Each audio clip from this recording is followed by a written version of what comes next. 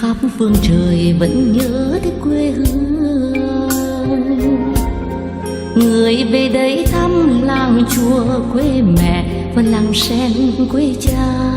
Xúc động bồi hồi người rơi giọt lệ, thương mái nhà tranh, thương đất mẹ nghèo.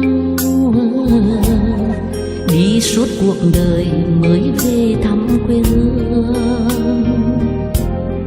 gặp lại tiếng thoi mẹ ngồi dệt vải, gặp lại dòng trầm đêm trăng cha đọc thơ, gặp lại tuổi xuân đi nghe hát nở đỏ hương.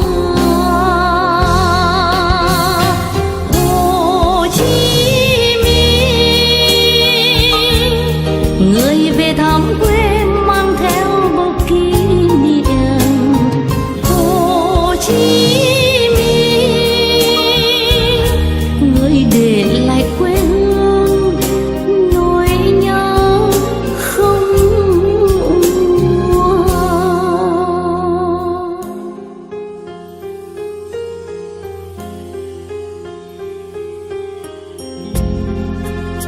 Đi khắp phương trời vẫn nhớ tới quê hương, người về đây thăm làng chùa quê mẹ và làng sen quê cha. Xúc động bồi hồi người rơi giọt lệ, thương mái nhà tranh, thương đất mẹ nghèo.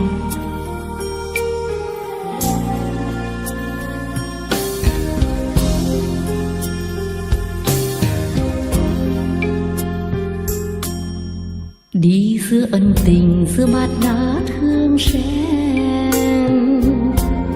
một ngày đi xa là ngàn ngày mong đợi và ngàn năm không quên. Xúc động bồi hồi người rơi giọt lệ, thương cánh vọng đưa ru tiếng ngọt ngào.